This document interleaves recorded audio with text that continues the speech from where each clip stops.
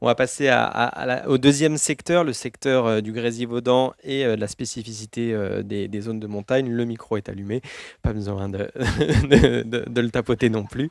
Une tendance globale déjà sur ce secteur Grésivaudan, un secteur très stable.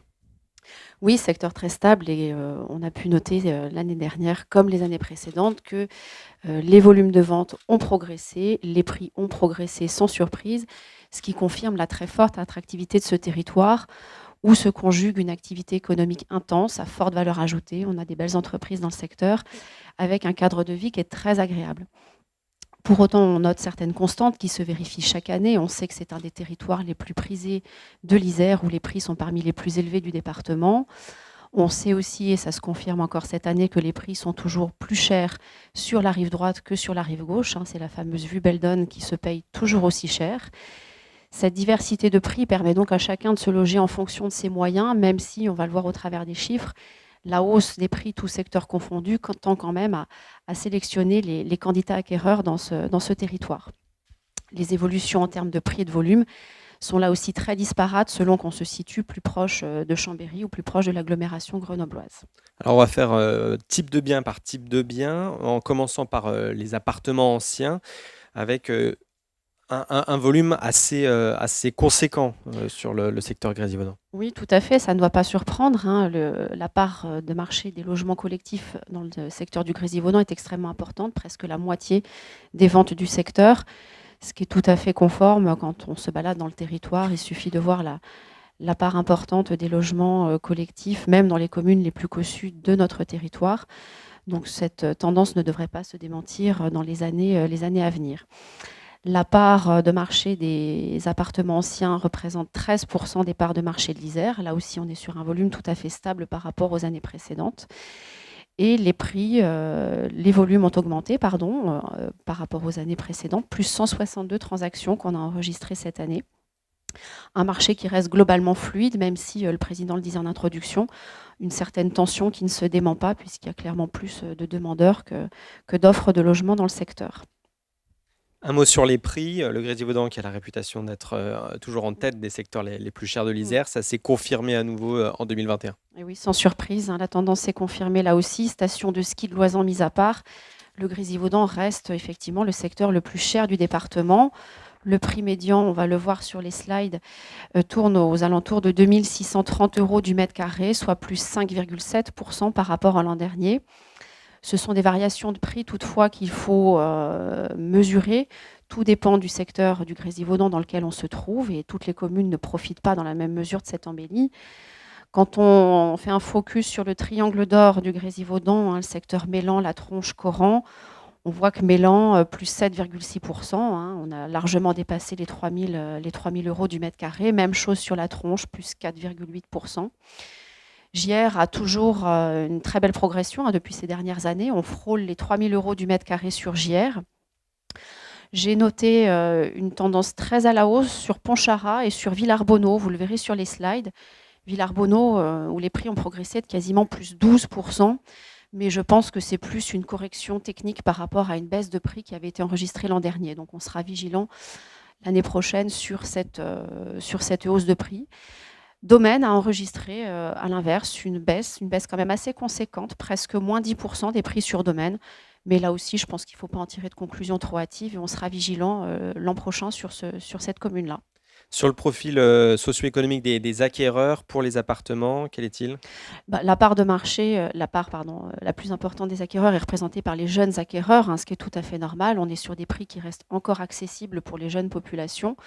Donc il y a plus de 25% des acquéreurs qui ont moins de 29 ans dans notre territoire. J'ai noté cette année une légère hausse de la part des retraités, ce qui confirme l'attractivité du secteur, même pour les gens qui sont moins actifs sur le plan professionnel.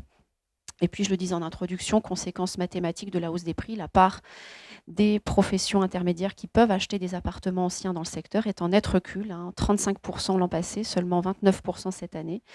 Et mathématiquement, la part des cadres augmente. Et pour les vendeurs, du coup? C'est essentiellement des retraités qui vendent leur logement ancien pour pouvoir se reporter dans le secteur d'ailleurs sur des appartements neufs qui sont plus adéquats à leurs besoins. Alors on passe aux maisons, pareil, en volume, qu'est-ce que ça pèse sur le secteur Grésivaudan? Donc c'est un secteur important en matière de vente de maisons. Le Grésivaudan, presque 33% des ventes totales du secteur sont focalisées sur les maisons, 10% du marché total de l'Isère, ce qui est tout à fait stable par rapport à l'année dernière. S'agissant des prix, on est là aussi sur le secteur le plus cher du département. Un prix médian qui a progressé de plus 7,2% par rapport à l'an passé, 360 000 euros de prix médian. Un prix médian qui ne veut en réalité pas dire grand-chose, puisque selon qu'on se situe sur la rive gauche ou sur la rive droite, les augmentations de prix ne sont pas toutes les mêmes. On va voir un slide et on pourra voir que par exemple sur Bernin, on a une très belle progression de plus 10%, alors que les prix sont stables à Crolles. Les communes sont pourtant très proches. Coran, plus 4%, ça reste relativement stable, même si les prix sont toujours très soutenus, on le sait. Saint-Imier, le marché est stable. Villars-Bonneau, alors comme sur les appartements anciens, Villars-Bonneau sur les maisons est aussi en très forte croissance, plus 16,5% de progression des prix sur Villars-Bonneau et sur Pontcharrat également. Donc là aussi, c'est deux communes qu'on surveillera particulièrement l'an prochain pour voir si c'est une simple correction technique ou si au contraire, on est sur une tendance haussière importante. Un petit mot sur les ventes de maisons à 1 million d'euros Ça ou au-delà. Ça reste marginal, bien entendu, même si effectivement, il n'est pas rare de voir des maisons ou même des appartements à ce prix-là. On est quand même sur un marché extrêmement marginal sur les prix au-delà d'1 million. Donc pas que des millionnaires sur Non. ce marché des maisons dans le Grésivaudan. Du coup, quel est le profil socio-économique des acquéreurs? Voilà, conséquence là aussi de la hausse des prix, les acquéreurs de maisons anciennes sont majoritairement représentés par des cadres qui représentent plus de 2 tiers des acquéreurs, ce qui est logique eu égard au budget important dont il faut disposer, et puis des acquéreurs qui sont un petit peu plus âgés, ce qui est normal là aussi par rapport aux moyens financiers dont disposent les personnes de cette tranche d'âge-là. Ce que j'ai pu noter comme élément nouveau, s'il faut en trouver, c'est la part croissante des acquéreurs issus non pas de la même commune, mais du même département. Donc ça rejoint un petit peu le propos de Clément Dubreuil tout à l'heure. Il est certain que voilà, la recherche de la maison avec son petit bout de jardin ou de l'appartement avec sa plus grande surface fait que majoritairement les gens, en tout cas jusqu'à présent, n'hésitaient plus à s'éloigner de leur lieu de travail pour essayer d'acheter dans ce secteur-là qui leur offre des biens de plus grande dimension. Et alors, est-ce qu'il reste des terrains à bâtir dans votre secteur? Il en reste. Il en reste, ils sont rares. Il y a à peine 100 transactions qui ont été référencées l'an dernier comme en 2020 d'ailleurs sur ce secteur-là. Les terrains à bâtir dans l'Isère, dans le Grésivaudan, représentent à peine 8% des ventes de terrains en Isère. Donc on est vraiment sur un marché, un tout petit marché. La conséquence sans doute d'une pratique d'un détachement parcellaire qui a contraint les propriétaires à restreindre la surface qu'ils pouvaient vendre. Donc plus le temps passe, moins il y a de terrains à bâtir à vendre dans le secteur. En 2007, les terrains, le Graal, c'était la parcelle de 1000-1500 mètres carrés. Aujourd'hui, les terrains, le marché est représenté majoritairement par des terrains de moins de 600 mètres carrés. On a même, dans le secteur de Mélan que je connais bien, il n'est pas rare de voir des maisons se construire sur des terrains de 400-450 mètres carrés. Pour les quelques terrains qui restent, ça se confirme. Alors, des terrains à bâtir qui sont rares, tout ce qui est rare est cher. Vous confirmez? On confirme, on a une légère baisse de prix, moins 5%. Un prix médian qui est à quasiment 141 000 euros, mais là aussi un prix médian qui n'a pas de grande signification, tant les écarts de prix sont différents selon qu'on est sur la rive gauche ou sur la rive droite.